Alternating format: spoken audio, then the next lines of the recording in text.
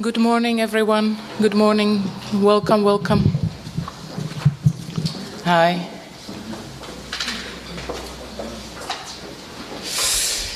I'm Maria Hlavajová. I'm Artistic Director of BAK, Basis voor Actuele Kunst, and I would like to welcome you here today to this third session in the series of 4 two-day intensive seminars put together with Professor Rosi Braidotti as part of the program called Future Vocabularies.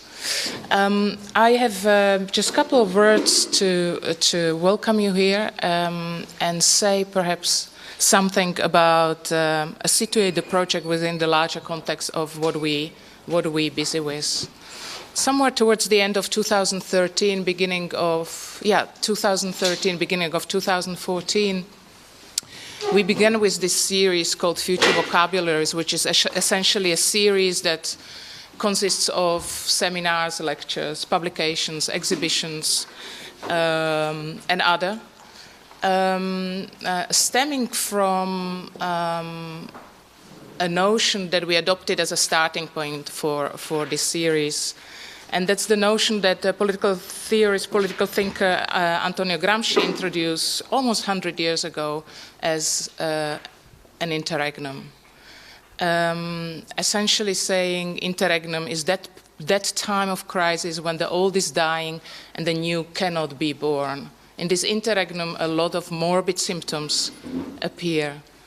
The old is dying and new cannot be born. So for those optimists among us who say this is just a period to kind of endure before a new structure is established, it's probably a less optimistic scenario that this notion of interregnum actually proposes to us. Now, it was sociologist Zygmunt Bauman who claimed actually we could apply the notion of interregnum onto our present.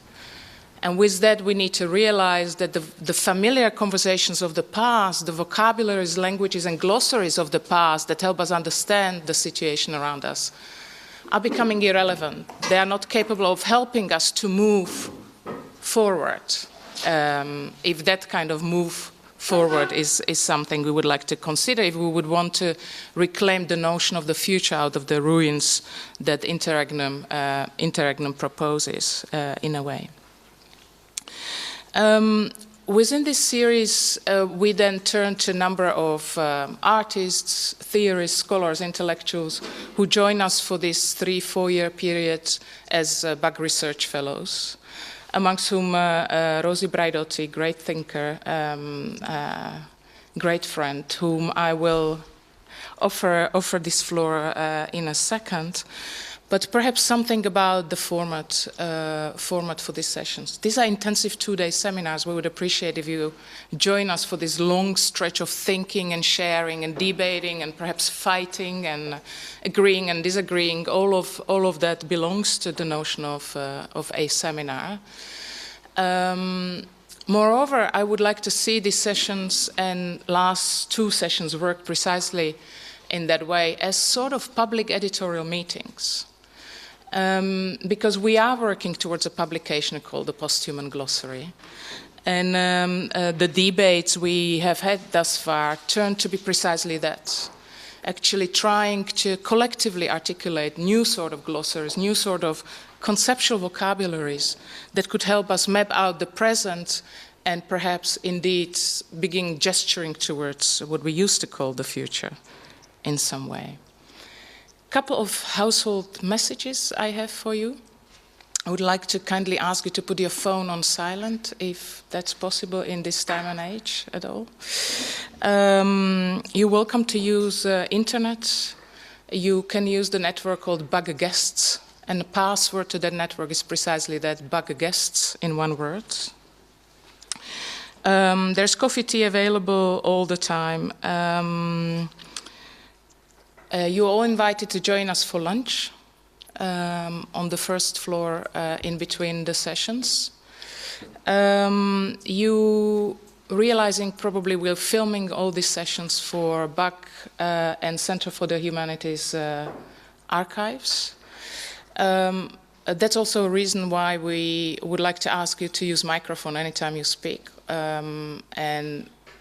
Despite that, I would like to invite us to try to create an informal atmosphere, to really try to see this as an opportunity to debate and be together throughout this process of thinking. I think these are my household messages, and herewith I would like to invite Rosi Braidotti to offer some words of introduction. Thank you, Rosi. Good morning, everybody. Thank you for giving up a sunny morning, rare enough, and we'll try to make it worth your while.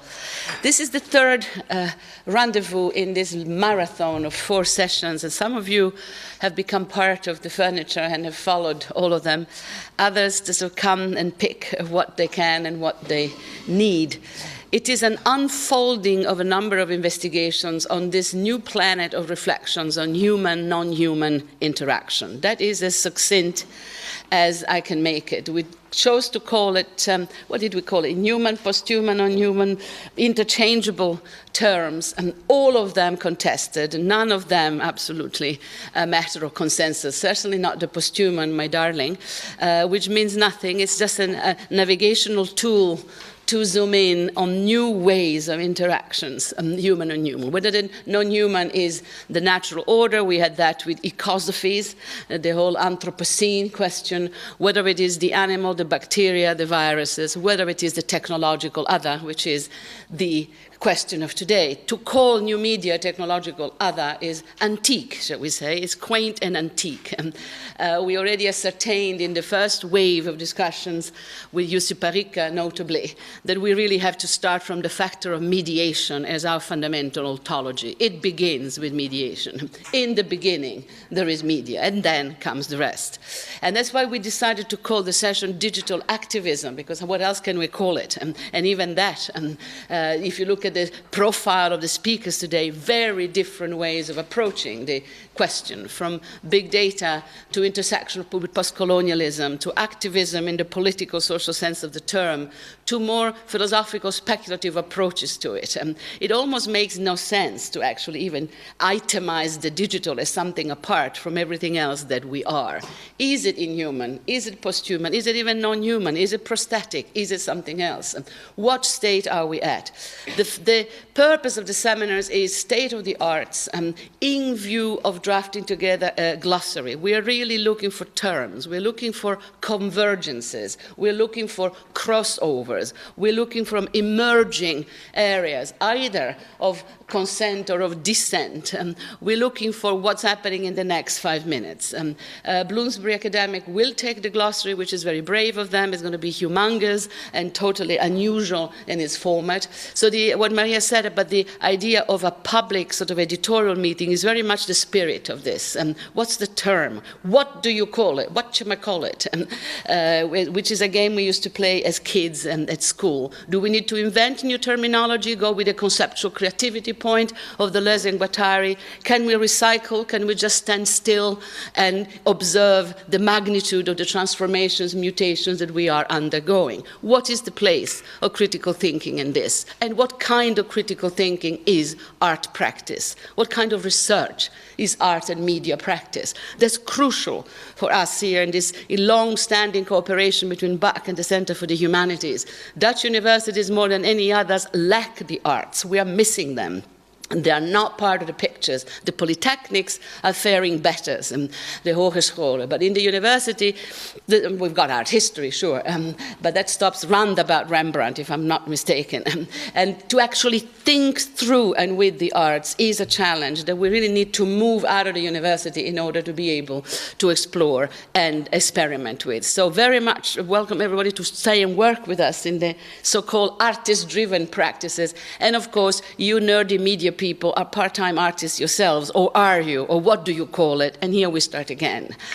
This is the scope of the 2 days. I hope you stay with us. We will need air, we will need some breaks to go and get some sun, but we shall shine of indirect digital brilliance in between. I think Maria takes the floor from here to introduce our first speaker.